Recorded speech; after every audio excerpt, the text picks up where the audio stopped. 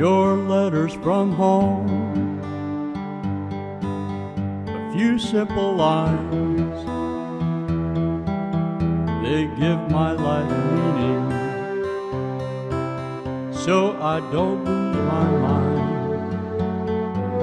A few laughs and some memories, how I thank God you care. I reminisce when it's sealed with your kiss, how I wish I was there.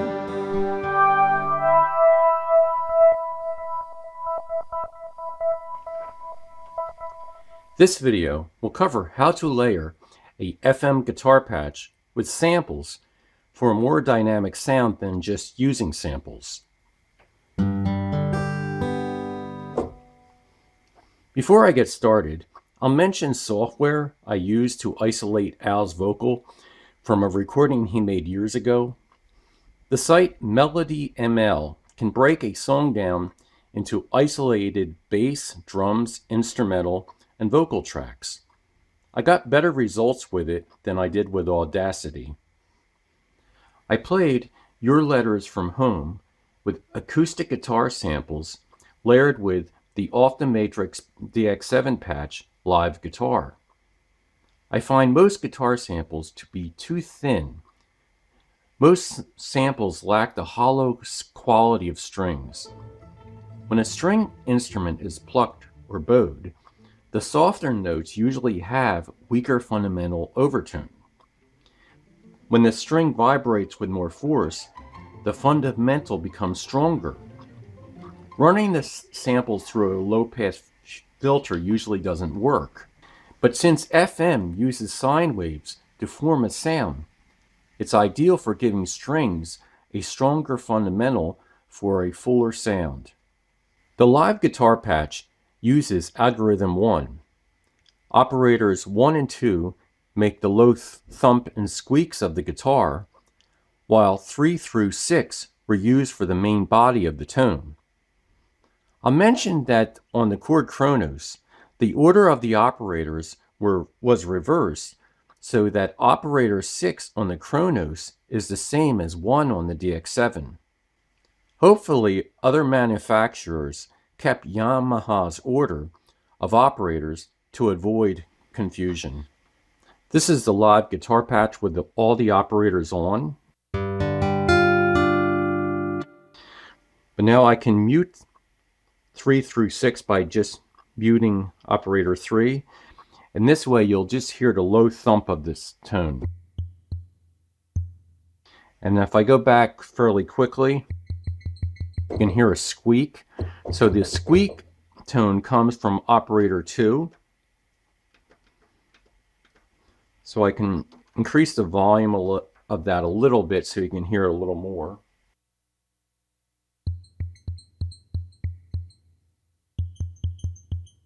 So that gives you that squeak of sliding between the strings.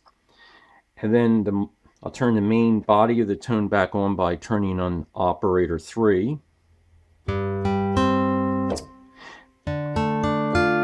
But I found that there's too many higher overtones that's sort of flounging with the guitar samples. So I turned off operator 5 and 6. And this way, this tone is mellower, but it's not going into the higher frequency range of the acoustic guitar samples. And I also can lower the output level of operator 5, or of operator 4 to maybe, it was set at 75, but I can bring it down to maybe 70. I mean, at 0, it's a sine wave, practically. So something maybe in the high 60s, like 68. And now I can bring up the guitar.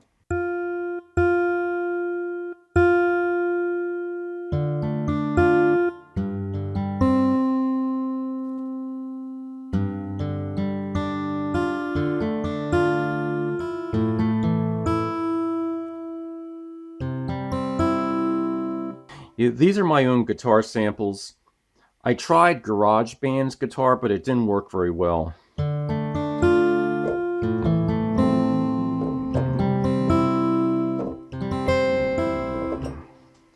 Yeah, I brought down the FM patch, so this is just the guitar samples.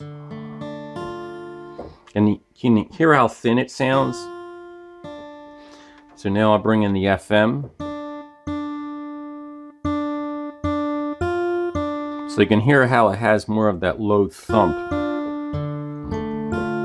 Sounds more like a floor body.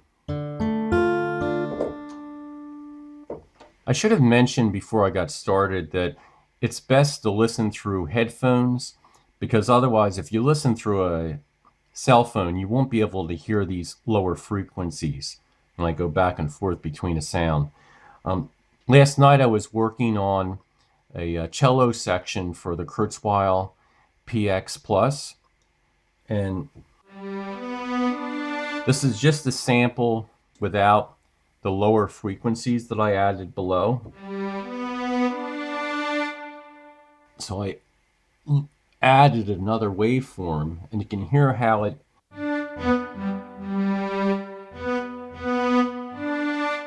now you hear the strings vibrating below. And the second sample has a longer release, so it sounds like the string continues to ring when the bow's lifted off.